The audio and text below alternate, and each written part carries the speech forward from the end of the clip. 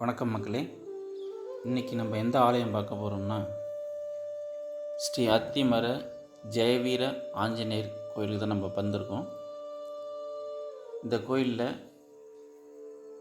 விநாயகர் மற்றும்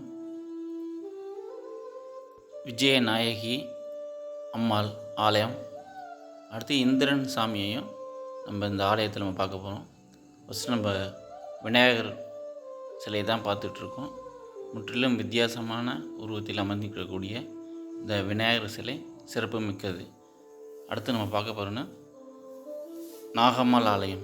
அதாவது இந்த கோயிலில் தோஷங்கள் இருக்கிறது இருந்தால் இந்த கோயிலை நம்ம வழிபட்டோம்னாக்க நமக்கு இருக்கிற இந்த தோஷங்கள் நீங்கி நல்லபடியாக மாறுங்கிறது ஐதீகம். ஸோ அந்த வகையில் விஜயநாயகி அம்மாள் ஆலயத்தை தான் நம்ம பார்த்துட்ருக்கோம். இதுவும் இதே கோயிலில் தான் அமைஞ்சிருக்கு. ஸோ அது ஒரு மரத்தில் அமைஞ்சிருக்கிறதுனால பார்த்துட்ருக்கோம். அடுத்தது பார்த்திங்கனாக்க நம்மளுடைய இந்திரன் சிலையை தான் பார்த்துட்ருக்கோம். இந்திரன் சிலை பார்த்திங்கனாக்க தஞ்சாவூர்லேயே வேறு எங்கேயும் இந்த மாதிரி ஒரு சிலை அமைப்பு எங்கேயுமே கிடையாது.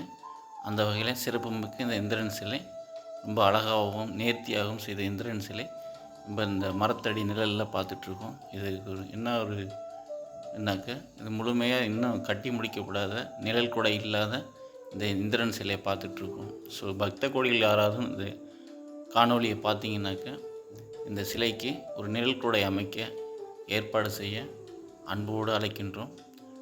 அடுத்து நம்ம அவளாக பார்த்துட்ருக்கிற ஜெயவீர ஆஞ்சநேயர், இந்த வீர ஆஞ்சநேயர் கோயிலை தான் பார்க்க போகிறோம். இது ரொம்பவும் வரலாற்று சிறப்புமிக்க இந்த ஆஞ்சநேயர் கோயில் தஞ்சாவூரில் சிவகங்கை பூங்கா, அதாவது தஞ்சாவூர் பெரிய கோயில் பின்புறம் உள்ள சிவகங்கை பூங்கா அருகில் தான் நடுவில் இந்த அமைஞ்சிருக்கு. காண கிடைக்காத ஒரு காட்சியை நம்ம இப்போ பார்க்க போகிறோம். ஸோ அவருடைய சிலை உருவ வீர ஆஞ்சநேயர் கோயிலை முழு தரிசனத்தை நம்ம பார்த்துட்ருக்கோம்.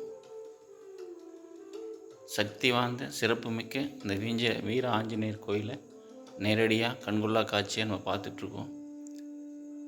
நீங்கள் தஞ்சாவூர் வந்தீங்கன்னாக்க கண்டிப்பாக இந்த வீர ஆஞ்சநேயர் கோயிலை வணங்கிட்டு போங்க. ஸோ சோழர்கள் முதல் சரபோஜ மன்னர்கள் வரை இந்த வீர ஆஞ்சநேயர் கோயிலை வழிபட்டுருக்காங்க.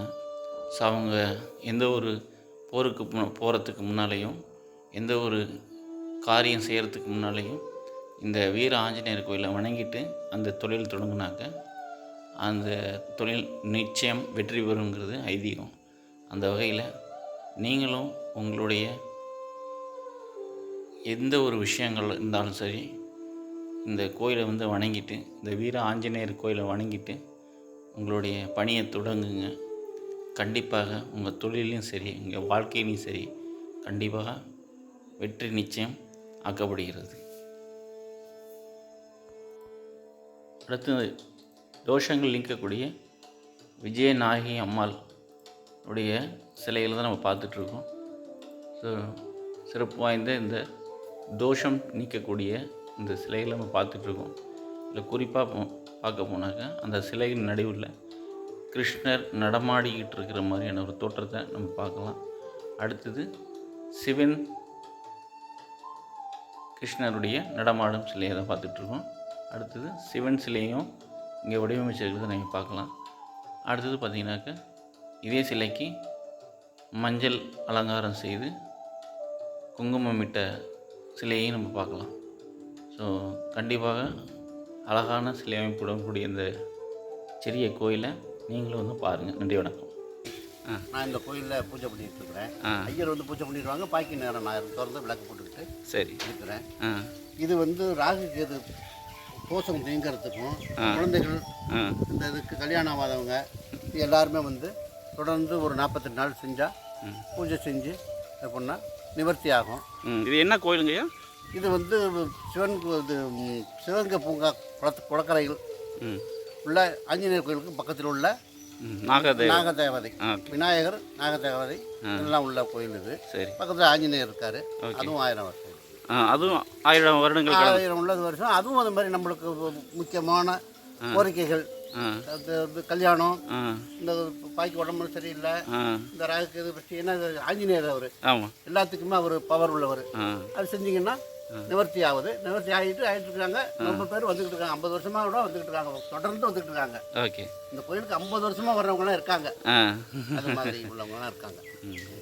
ரொம்ப சந்தோஷங்கய்யா உங்களை பார்த்ததில். கண்டிப்பாக இது இந்த உலகம் முழுக்கும் இந்த வீடியோ மூலம் நான் பரப்பி இந்த ஆலயத்துக்கு அதிக மக்களை கொண்டு வர முயற்சி பண்ணுறோம். ரொம்ப நன்றி, வணக்கம், தேங்க்யூ.